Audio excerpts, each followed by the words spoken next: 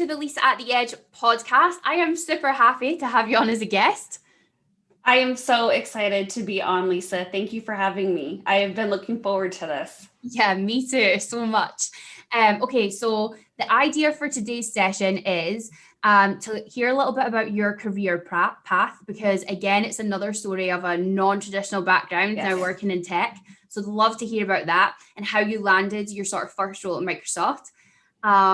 Then let's take a deeper dive into your current role, working in the Azure CxP Partner Program. Love to hear a bit more about that. Then let's talk about the fact that we're both non-techies in tech, because I think that's an important topic to touch on. And then let's talk about some real stuff like the impacts of COVID and working from home with 2 little girls and homeschooling. Let's talk about that. Yeah, exactly. So for the audience, can you please give a quick introduction to yourself? Sure, absolutely. My name is Holly Lehman. I am a program manager at Microsoft. I work on the Azure Customer Experience team, and I have the privilege of running what we call the CxP Partner Program. And my team is mainly focused on collecting Azure technical feedback across all of Azure. So it's a lot to take in. That is a lot. If you think about the entirety of Azure, that's a big task. So when we had our catch up, we probably should have recorded that as our episode as well, because that was great. But you were telling me how you are originally from Las Vegas, and you actually started out in hospitality. So can we start there and then work forwards to getting your first role at Microsoft? Yeah, absolutely. So yes, I am a Vegas native. They do exist, and I'm one of them. I was running around hotels as a baby, right? Like that's all I knew. And so of course I got into hospitality. I had the privilege of working at places like Caesar's Palace, Bellagio, and I ended up opening up Aria. So I started at Aria when it was just dirt to the days that we actually opened the door. So I was already getting program management experience without even realizing it. I did do hospitality for 10 plus years. Let's not count the years too closely. I also have a background, I kind of jumped around a bit, and I got into law enforcement for a bit on an administrative side. I worked for 2 police departments and a jail. So that was interesting and fun, and at times a bit scary. Ended up in the process of all of that getting married. 7 years later, we had our first baby, and my husband is a Seattle native. So it was one of those, like, if you're wanting to move, let's do it now. So we packed up and moved to Seattle, and I did work in hospitality for, a bit here, but I realized that hospitality was not the best for me being a mom. And so I was like, what am I going to do? What is, one of the best companies to work for? And so for me, because I had family that already worked at Microsoft, it had a great reputation for career path and structure, flexibility. And so I started as a vendor. And so I would tell anybody listening, if you're wondering, how to get into tech, it doesn't have to just be Microsoft, but I would say, it is difficult to get your foot in the door. And a lot of people are like, oh, a vendor, no, but really it's a great way to test out companies. And so I started as a vendor, as an admin, and I was very privileged that Microsoft hired me full time. And then had our second daughter and decided I would take a bit of a hiatus just to focus on being a mom of 2 and like what that looks like. And then decided to come back to Microsoft because I loved it so much. And so I, again, started as a vendor, as a program manager, and I started on Intune and configuration manager running their customer programs. So that ended up moving me into the world of tech from an administrative side. Worked on Intune and configuration manager running their customer program for a couple of years, ended up taking on the TAP program for configuration manager, meaning I just kind of did the logistics, like what engineer is going to go see what, customer, and what's the travel logistics, and do they have the hot packs, and do they have the updates, and what do they, are they prepared for our team to come out and make sure that they're ready to do the TAP program. Okay. And then got into the event side of it. And Azure at the time was just Azure management. And they reached out and said, we don't have a customer program. Do you want to build it, brand it, evangelize it? Absolutely, I do.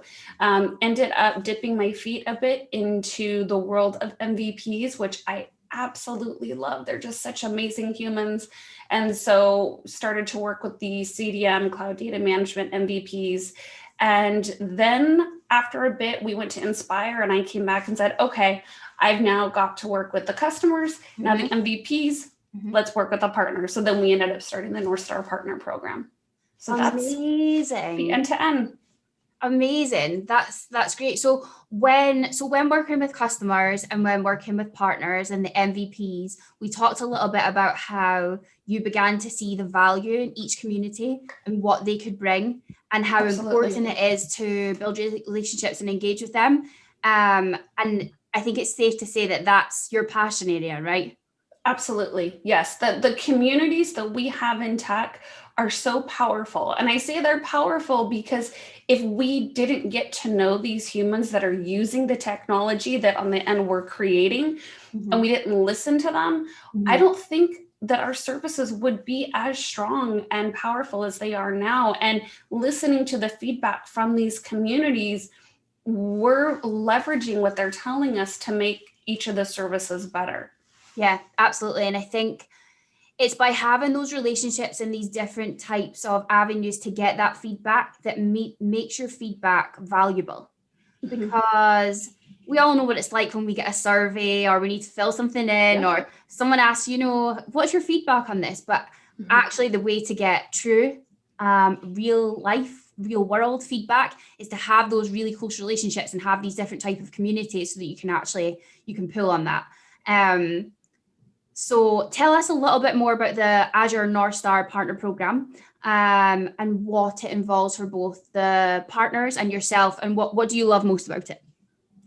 So I would say I'm going to touch on one thing real quick when we talked about feedback. So part of the team that I work on now is strictly Azure technical feedback. And so when we go out and we tell people that Microsoft cares about your feedback, I think it's important to say that that's a true statement. There are teams out there like the one I work on that are specifically for that feedback. And it's not just themes and trends, but it's, I had this issue or challenge or blocker, and here's how I worked around it, or here's what we're looking for, and here's why. And our job is to share that feedback with the engineers and help them when they think about their planning prioritization and really understanding like this piece of feedback came from this human and this was the scenario. And so I think it's really important that when people in the day-to-day world hear people at Microsoft say we care about your feedback, we actually do. And there are teams out there just for feedback. And so that's kind of where the North Star Partner Program plays in. So my job is to listen to feedback and share it with the engineers. In addition, my job is also to run what we call the North Star Partner Program, where it is strictly a boutique program where we've gone out and selected various partners for various reasons, whether it be a vertical, whether it be a geolocation, whether it be their business strategy for Azure, right? And so I only work with 6 or 7 partners. So it's not a lot, but my job is to go deep in that relationship and gain that trusted relationship where they're going to tell me, Holly, here's the issue that we're having. Here's the blocker, and here's how we worked around it.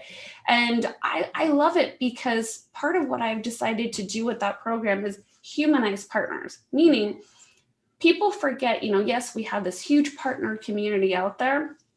And they go and they do their day-to-day job, and we see the Azure consumption rate grow and move, but they actually have this huge passion around it. Not just the technical piece of Azure, but they have a passion around bettering their customers and that deployment and what it looks like, whether it be an ISV or a customer that's decided to reach out and leverage their skills for their deployments. And so the benefit for them is I become their internal Microsoft person, if you will, and they get to say, Holly, we really have this major blocker. Is there somebody that you can help pull into the call and we can talk to? Absolutely. I become kind of the hub, and I go and spoke out the people on the team that they need to talk to. And so whether it's somebody that I leverage on my team that's a subject matter expert, or I go pound on virtual doors, if you will, within the engineering team and say, hey, I have this partner that really needs 30 minutes of your time. And so it becomes this valued asset because the partner gets their questions answered and the engineers get to hear what the issues are that they're facing that they may not have thought of. Or that they're not aware of. Yeah. So we get the privilege of really going deep technically with these partners. I get to interview one a month where it's a 10-minute interview, and I share it out with my leadership team so that they get to see the face behind the word partner. Yeah. They get to see the passion that these guys really have around their service. And so to hear their story and what they're doing for our customers, for me, is really important. So I get to share what the partners are doing, and they get a trusted source within Microsoft.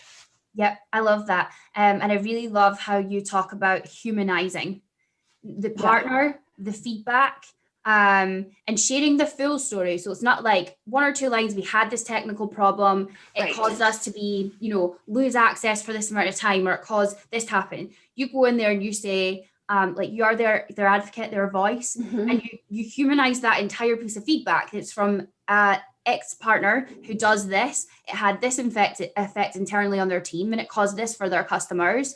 How can we make sure that doesn't happen in the future? And also, how can we solve that right now for this specific partner? And I love that.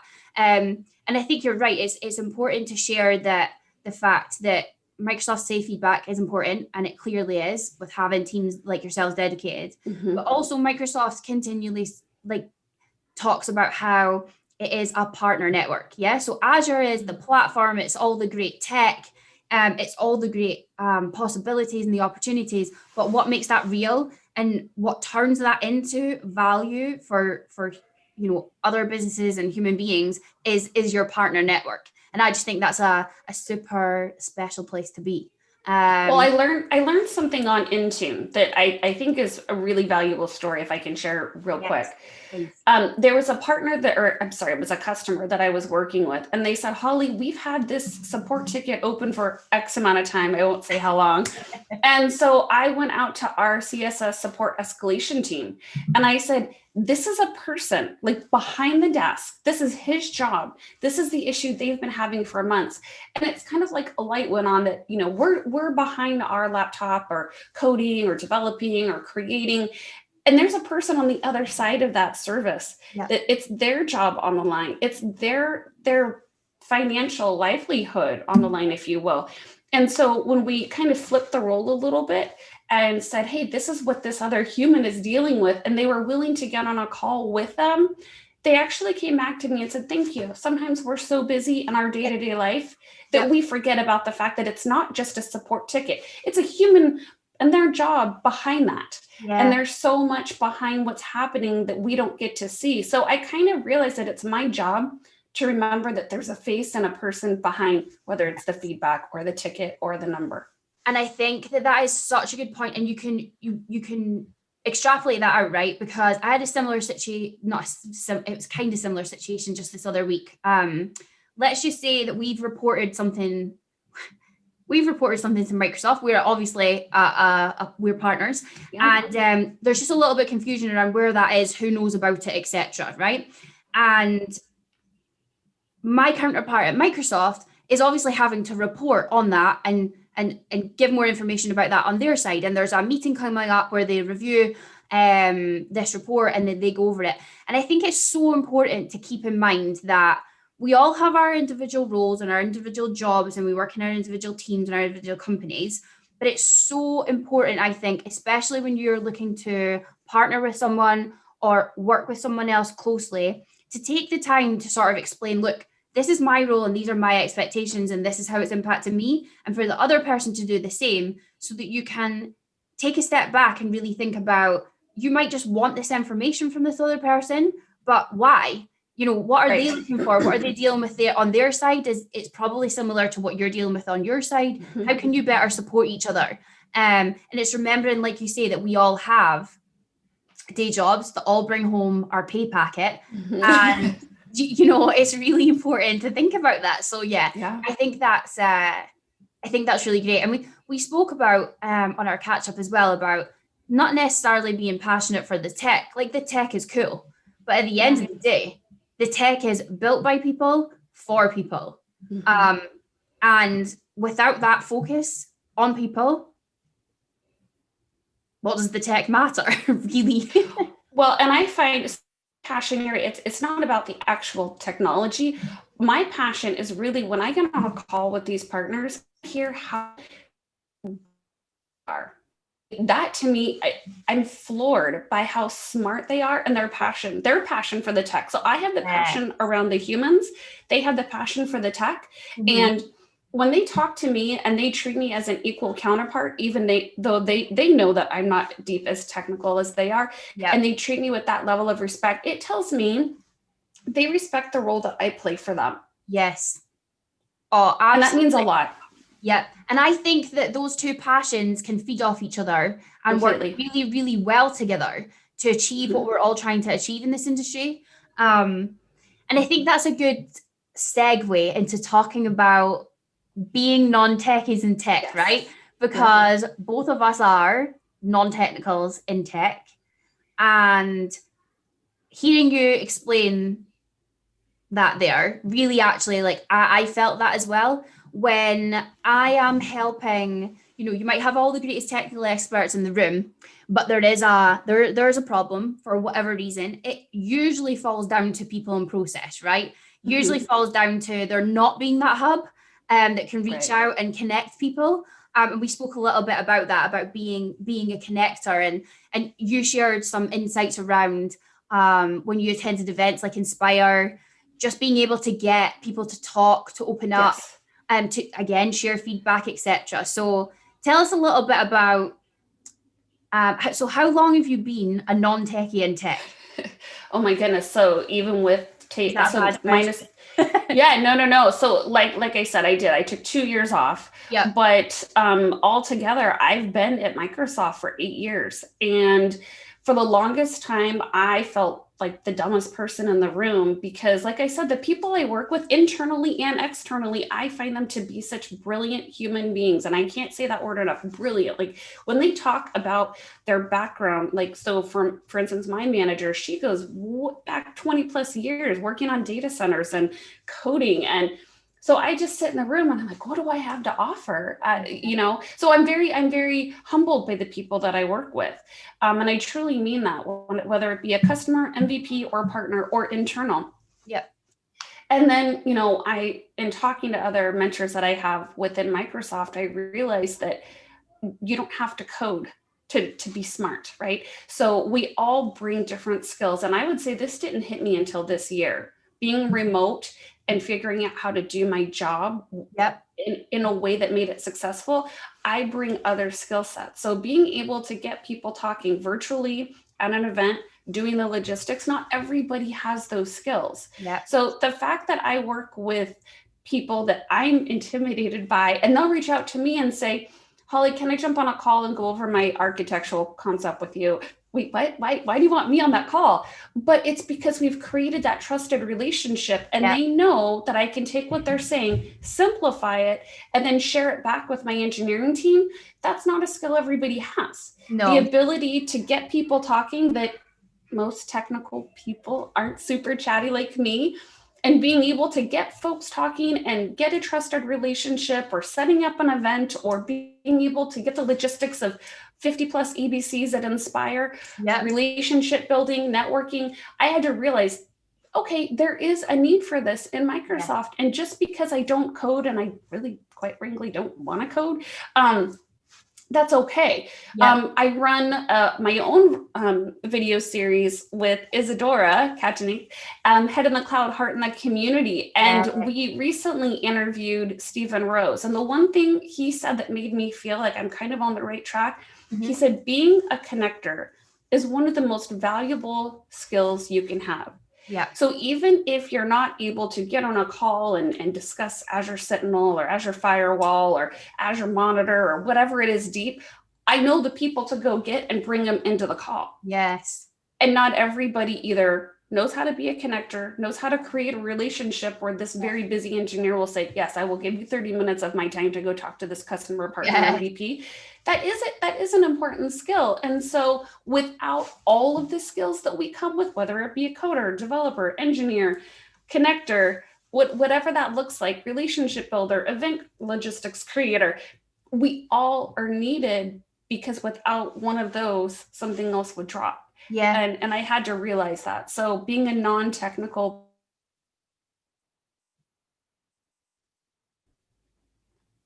Oh, we just lost you for a second. That's okay. I'm back. So you said for being a non-technical person, all the skills are important. So true. I think, your point about being a connector is such an important one. I think it's also being able to look at a situation and see what is required, who needs to talk to who, where is the actual blocker within the people in the process, how could I quickly get this, moving the needle slowly, like we talked about, to get people progressing. And I think that's so important. And I think it's funny about speaking about not being tech enough, right? Because even when I did a podcast episode with April Edwards, so she comes from like an operations background, and she came into Microsoft, and she's now like on a DevOps team, right? So she was even questioning whether she's dev enough. And I think that sometimes as well, maybe why technical people either aren't as chatty or they don't want to talk in certain forums,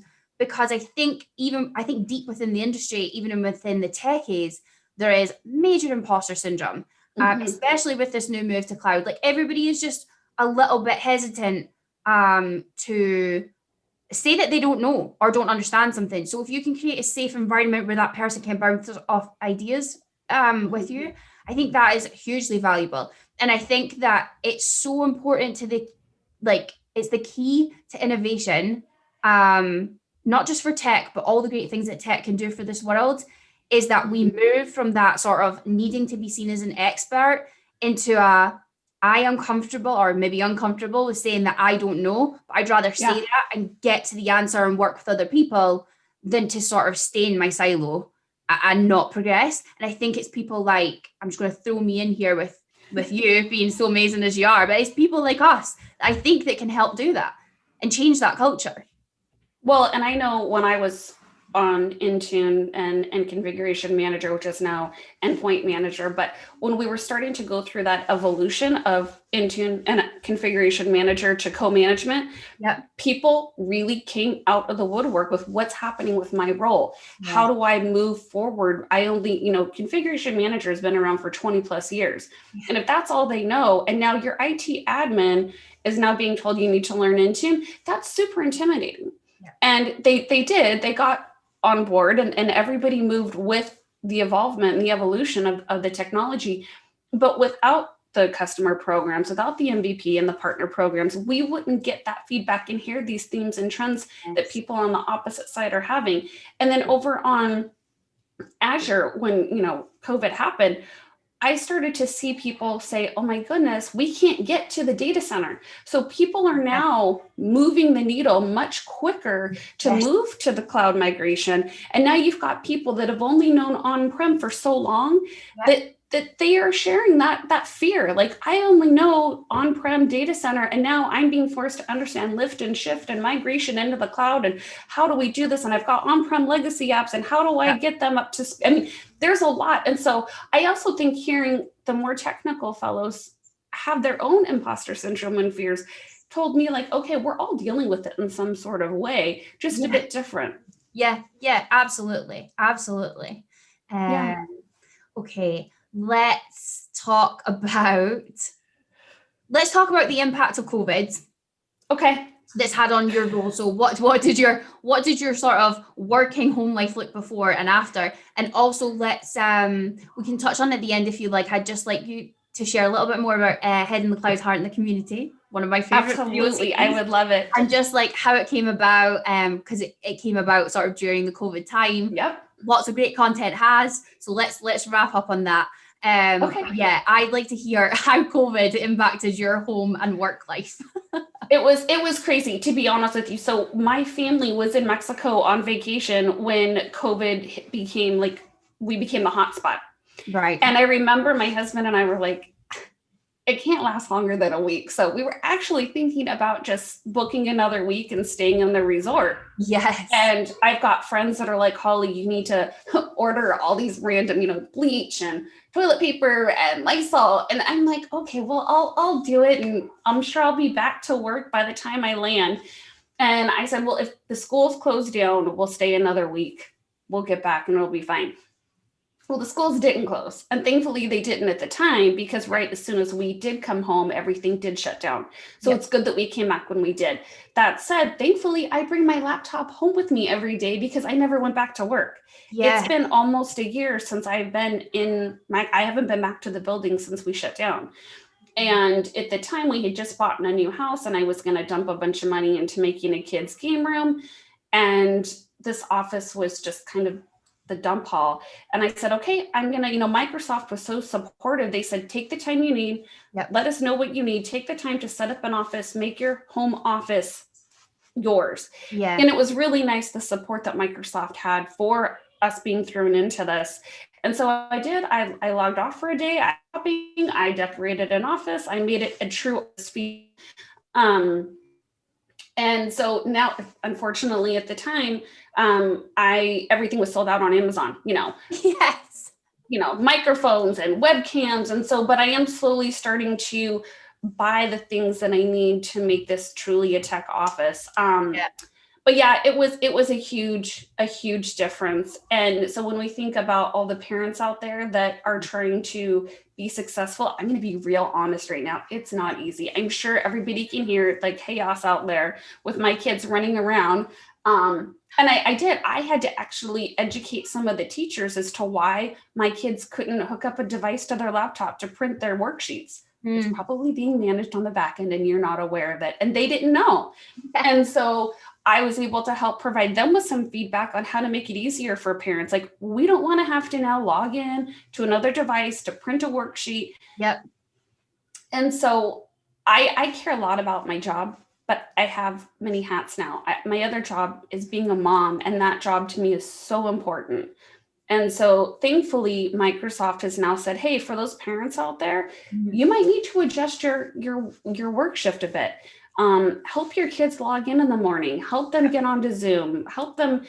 That's what my kids use is Zoom. Yeah. Help them with their schooling, make sure they get onto their classes. And if you just need to go for a walk, I'll never forget Brad Anderson. He said, everything is work-life balance. He said, you can have Teams calls on your cell phone. Yeah. Take the call, go for a walk, get outside, get fresh air. So I would say a few things for the parents out there. It's not easy. It's a lot of work. You can do your job 100% and you can be a parent. And if something drops, if something isn't 100% perfect, that's okay. Your heart's involved and that's what matters. Yeah. But it's been a lot of hats. It's cooking, it's cleaning, it's working, it's checking schoolwork that is not how I went to school doing it. Yeah. Do you know what? A lot of people have been speaking about that who have kids at home and have been locked down. The amount of money they're spending on food. Oh my gosh. The amount. I have a 7 and a 9-year-old. The amount of food these kids eat, I am blown away. I go shopping and I'm like spending almost double what I did because I'm now making 3 meals a day plus 500 snacks. It's crazy. Yeah. I know. I feel like thankful I don't need to be dealing with that. I can barely, do you know what? Over the past couple of months, actually, I don't know what's happened to me, but I have had an empty fridge for a few weeks and I've really not been cooking. It's like I've kind of fallen off I feel like this whole COVID journey is a total roller coaster, right? And sometimes you're just on one of these. And then sometimes, and for those listening, I'm pointing on a downtrend. And then, suddenly you're up again and you get flipped over. And I think it's just sort of riding that roller coaster and then taking it as it is. But yeah, I feel for you. One of my best friends has 2 kids and her husband then started working from home and they've got the 2 kids and it's not easy at all. And it's not. it's good that companies, and I've heard a lot from my friends who work for other companies as well, but those like I'm so thankful that we work for companies like Microsoft and Dell. They have been great. They have been so supportive. Mm-hmm. I've seen, major meetings being moved to not start as early because even sales meetings, right? To not start as early because they understand that people need to get their kids. Yeah, you might not need to do the school run and stuff. Yeah, exactly. You can't drop them off as early. Like you have to get them logged in and get them set up. And yeah, I think it's important to share the honesty. No, and that's the thing. So my kids are still, they do 100% school from home now. And I will say it's a bit heartbreaking when I watch my daughters do PE from YouTube. They go in the living room and they do these cute little dances. And so what I started to do was I realized how important routine is. Yeah. So I wake up every day at the same time. I get ready as if I were going to work. Yeah. I get my kids a healthy breakfast. I get them logged in. And at the end of the day, we do a workout together. So we have a little gym room that we've now set up because of COVID. And I'll run for 20 minutes. And then I do a workout with them because I want to see them being active, get moving, go on a walk with me, do my workout with me. Let's walk the dog. There's little things that you can do to help create some sort of normalcy. And I found that for me, routine was really important. Yes, I agree. I think routine is so key. I have only in the past couple of weeks, got myself back into a routine, mainly because I have to babysit a puppy. So I'm now up super early, getting the flat ready for the puppy arriving. But I think that's so important. And it kind of makes you think the kids are missing out too, right? Mm-hmm. They'd usually doing PE with their friends and having a laugh. And, so if you can sort of join in with them, I think that really helps. That's really nice. Because, yeah, I think whilst it'll be a nightmare to have them at home, let's not lie, it'll be hard. It's hard. They're missing out too, right? So, everyone's been impacted in some way. And we have to all think of each other. And that's the thing is that just like how I'm thinking of the tech community, and humanizing them, I have to humanize my kids too. Yes. And realize that they're feeling the effects of strain and they have their own little stress from being here together constantly. And so sometimes when they're having a really hard day, I try to say, maybe this is their day where COVID's really hitting them. Yeah. I also started to try, even if it's just going for a walk or running to the grocery store, separating them, taking they need a break from each other too. Yeah. And so what I've tried to remember, and we see it all the time on social media, you don't know what somebody else is dealing with. No. And so I try to remember that with myself, with my family, with my friends, when I'm out. It's just that we're all dealing with it. So be a little bit more kind. Yeah, absolutely. And I think it's so important to take time for yourself and recognize that other people need that too. Two siblings, two girls, they'll probably have awesome fun together, but they will also need time out from each other. That's right. Yeah. Okay, so let's will we wrap up with Heads in the Cloud, Heart in the Community? Or is there yes, please. Else? Yeah. Okay, cool. Yes. So I would love you to tell us how this came about. Tell us all about it. And I will leave links as well in the description so that people can reach out to it. But it's just been an awesome series to keep up with. Thank you. So, yeah, I would love to hear a little bit more about how you and Izzy came together to launch that. Yeah, so it's a funny story. So I knew her fiance, Thomas Maurer, because he is a CDA on Azure. So he's a cloud developer advocate for Azure. And being that I work on CxP, we got to know each other. And then through social media, Izzy and I met, and we've never actually met face to face. And she's become one of my closest friends. We just got along really well, and she's so positive and has such a passion for community. Yes. And I have a passion for community. And we were talking how we missed events. I miss hugging the people that I work with that I've never met. I love meeting my customers, MVPs, and partners face to face at these events. And everybody was just a bit having a hard time when it first hit. Yep. And I have to tell you, I went to send her a text and then I deleted it, and then I sent it and then I deleted it because nobody wants to hear no. Yes. Nobody, everybody has a bit of their own imposter syndrome with these ideas that they have.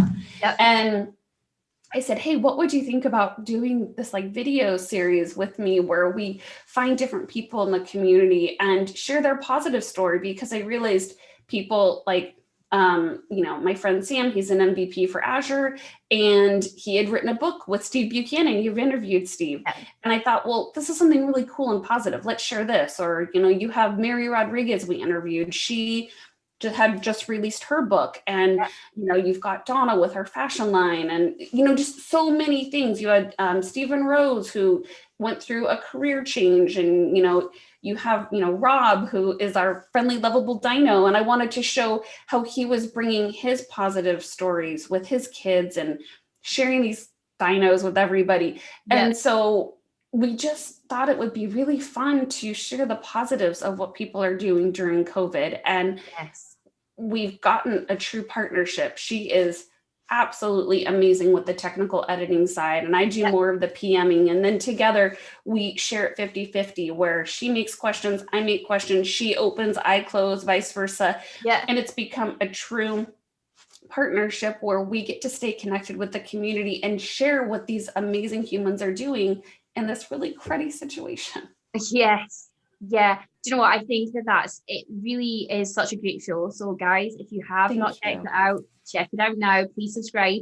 But I think, so it's so funny because I think Izzy was one of my first couple of guests on the podcast. And again, I felt that fear of hearing no when I was sort of starting out. It still stays with me today.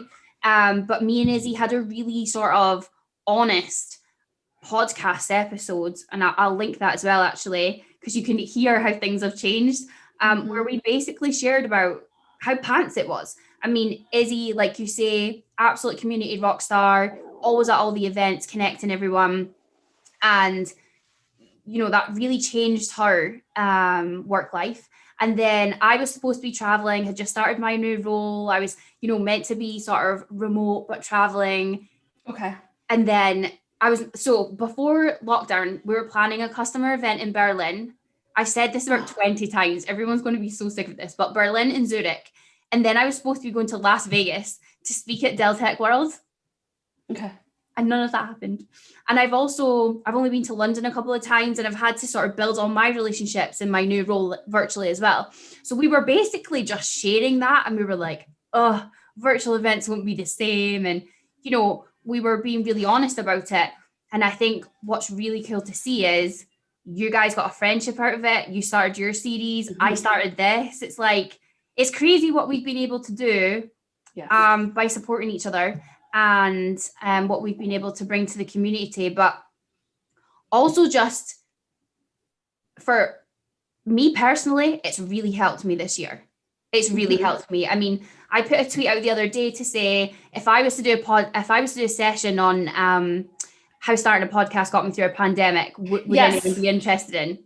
And everyone was like, share your tech setup and share how you pitch your channels. I was like, no, this will be how doing something like setting up a podcast and stepping out your comfort zone, how being vulnerable, reaching out to people, connecting people, how that can really help you mentally, with your work, with your network, etc. And I'll share how I got started, because it's so simple. That's what else I want to share, is that you do not need to have the perfect mic and the perfect X, Y, and Z. Like, it's so freaking easy. I had no idea. And I think it is, what I learned for myself is, the worst thing someone can say is no. And I've had a few people say no, that they weren't going to be on the show for various reasons, and they all made sense. But I thought, okay, so the answer is no. Great. Now next. There's tons of people. There's so much content that can be shared, that if one person or piece of content is a no, that's fine. There's this wealth of other opportunity you can have. And hearing no, what I've learned is just a door for another opportunity. Yes. It's like, also, when people say no, there's nothing tragic that's going to happen. You just get more creative and think outside your box. I mean, if Izzy said no, okay, so I would have the choice to either do it myself or it wouldn't happen. And that's okay either way. But what I will say is, if someone were going to get into a podcast, if you're doing it on your own, interview people that bring a skill that you don't have. If you're doing it with a co-host, bring a co-host that come with skills you don't have, because then you create a true partnership and Yeah. you learn from one another. I've learned so much from Izzy. It's the biggest gift that I've had through COVID is her friendship. I've learned so much from her, and that being able to connect with somebody, like really connect virtually, is a huge gift. Yeah, absolutely. Definitely. It's definitely something to be thankful for in 2020. And I Yes. agree. I think the thought of no is quite often worse than hearing no. Yes. And as soon as you get that no, you can then move forward, right? So then you're on to the next. And yeah, so I think that's a great little snippet to end on. Well, good. Thank you so much for joining me, Holly. I have loved recording this episode with you, and I am also so glad that we also met through social media. Yes, me too. And I hope one day we get to meet in person at an event. Definitely. Like, again, this was going to be my I'm getting confused here. This is going to be I thought this was going to be my year when I was going to make it to some big Microsoft events, but this year has definitely been special in many other ways. So yeah, but hopefully in the future, and if not, like, we'll just need to organize a girls trip. That's right. Yeah. Okay, Holly, well, thank you so much for joining. And thank you for having me. It's always so fun when we get to talk. I know, I love it. And we will definitely chat again soon. Sounds good. Thanks, Lisa. See you later. Bye.